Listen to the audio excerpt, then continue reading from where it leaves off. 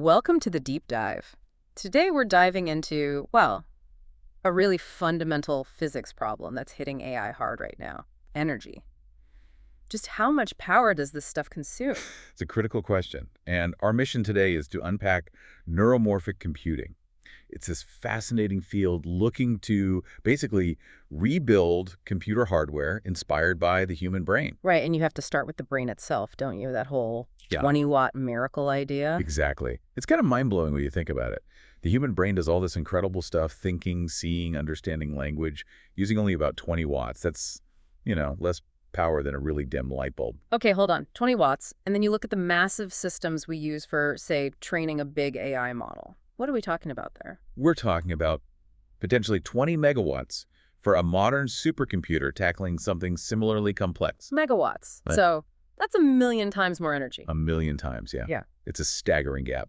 And frankly, it's not sustainable if AI keeps growing the way it is. So that's the core of our deep dive then. How can we possibly bridge that million-fold gap?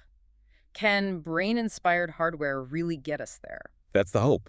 It involves breaking some pretty fundamental rules of computing that we've lived with for, well, decades. Rule number one being, I assume, the classic computer design, the von Neumann architecture. That's the one. It's been the bedrock for something like 70 years. But it has a built-in flaw, especially for AI-type tasks. And that flaw is? It's the separation. Simple as that. Your processor, the CPU, is physically separate from your memory. Always has been. Okay. And because they're separate, data has to constantly shuttle back and forth between them. Think of like a chef constantly running across the kitchen to a separate pantry for every single ingredient. Right, lots of wasted movement and energy. Exactly. That's the memory wall or the data transfer bottleneck. It wastes time, sure, but the big killers, the power consumed just moving data around. It's hugely inefficient. So if von Neumann is like that busy kitchen with the chef running back and forth, what's the neuromorphic solution look like? It has to be fundamentally different architecturally. It is. It basically says, why have the pantry across the room? Let's put the ingredients right next to where the chef is working. It co-locates memory and computation, just like the brain seems to do. Processing happens right where the data or the memory is stored, using these distributed neuron-like bits.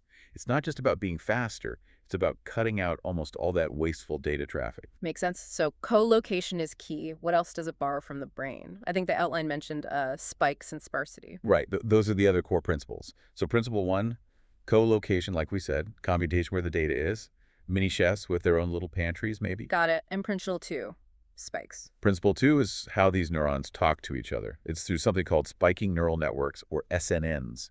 This is where it gets really different from a normal chip. How so? Different from, like, the clock speed on my laptop. Totally different. Your laptop processor is driven by a clock. It's constantly running, constantly checking, using power, whether it's doing heavy work or just idling. Like a marching band, everyone's stepping in time all the time. Okay. SNNs are event-driven. They use these discrete asynchronous signals called spikes. Think of them as tiny binary pulses, like a quick on signal. A neuron only computes something and, crucially, only uses significant power when the input it receives crosses a certain threshold.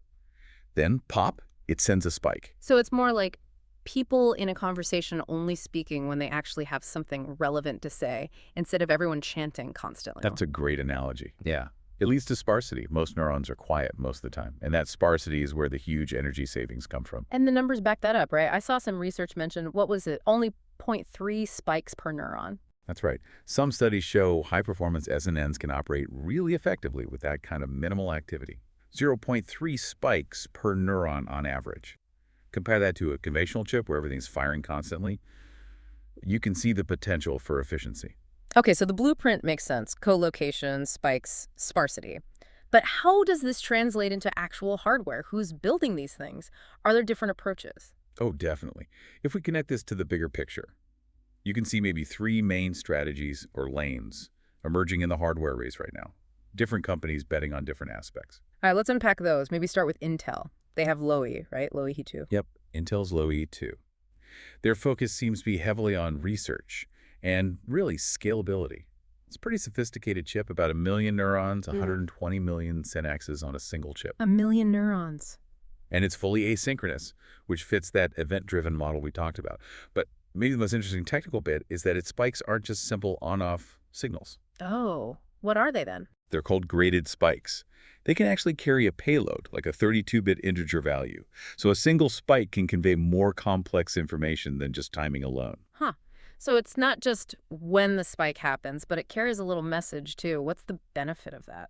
It allows for richer communication between neurons. You can pass sensor values or internal states much more efficiently than sending lots and lots of simple binary spikes.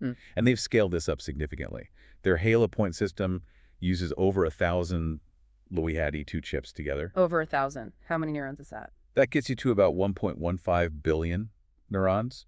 And for certain tasks like satellite communications processing they mentioned, they're seeing efficiency gains of up to 100 times better power reduction compared to standard GPUs. Okay, 100x, that's significant. So Intel is about scale and complex spikes. What's another lane? IBM, they have North Pole? Right, IBM North Pole. Yeah. Their strategy seems very different. It's laser focused on one thing, super high performance AI inference, running an already trained model very, very quickly and efficiently. And how do they achieve that? With a pretty radical design choice they call active memory.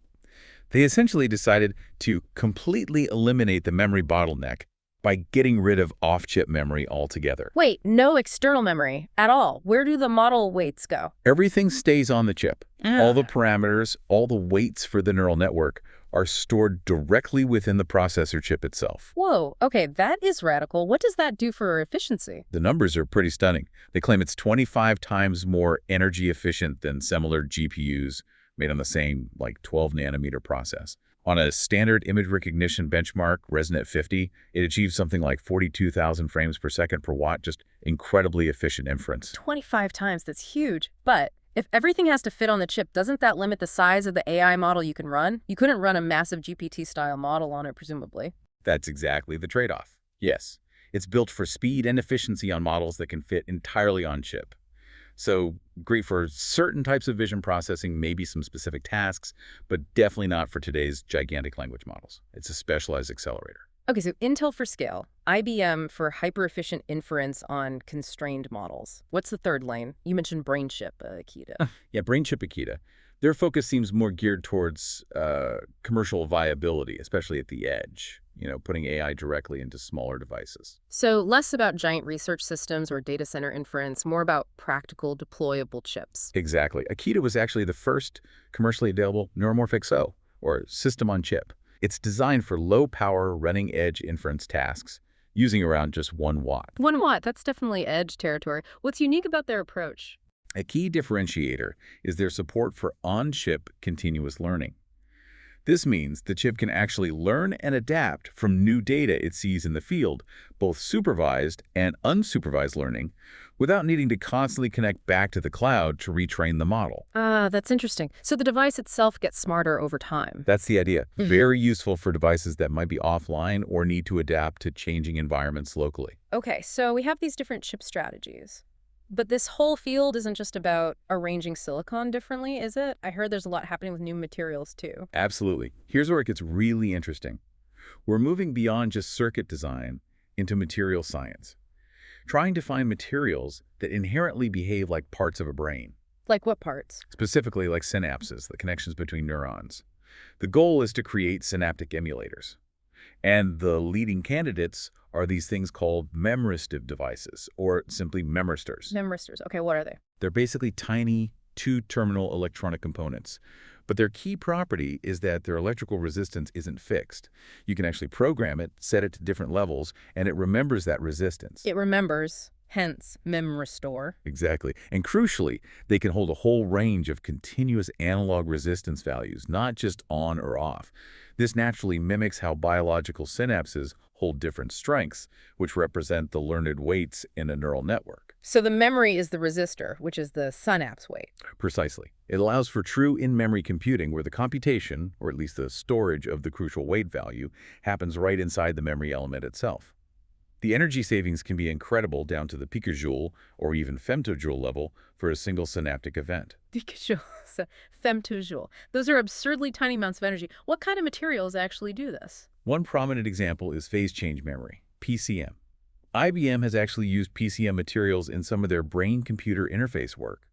These materials can switch between states with different resistance levels. And using materials like PCM lets us implement the brain's learning rules more directly, like that STDP thing. Yes.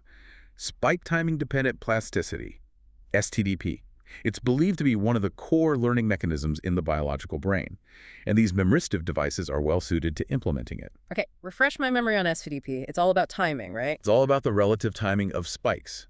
If a presynaptic neuron fires a spike just before the postsynaptic neuron fires, the connection, the synapse between them, gets stronger. That's called long-term potentiation, or LTP. Okay, before, post strengthens. What if it's the other way around? If the postsynaptic neuron fires just before the presynaptic one, the connection gets weaker. That's long-term depression, LTD. Huh. Simple rule? Pre before post, stronger. Post before pre, weaker. Beautifully simple, isn't it? And it's a local rule. The synapse only needs to know about the timing of spikes right there. It doesn't need global information. Very energy efficient. But how does such a simple local timing rule lead to actual learning, especially unsupervised learning, where you don't have labels telling the network what's right or wrong? Because the network starts to automatically pick up on and reinforce consistent temporal patterns in the data it receives. If one neuron firing consistently causes another to fire shortly after, STDP strengthens that pathway. The network essentially self-organizes to represent the statistical structure of the input. So it learns correlations just from the timing. Pretty much. Yeah. And it can be powerful. Yeah. The source materials mention STDP trained networks achieving 95% accuracy on the MNIST handwritten digit recognition task. The classic AI benchmark. Right. And the key thing, they did it without any label training data. The network figured out how to distinguish digits just by processing the spike patterns generated from the images. That really shows the potential of this kind of self-organizing, unsupervised learning. Okay, 95% accuracy with no labels. That is transformative potential. So let's bring this down to earth a bit. We've talked chips, materials, learning rules. But why should you, listening now, care about this specialized hardware? Where does it actually make a difference today? Or very soon? Well, it shines anywhere that speed, low latency, and especially ultra-low power are absolutely critical. Yeah. Think about autonomous systems, self-driving cars, drones, robots. Okay. They need to react instantly to avoid collisions.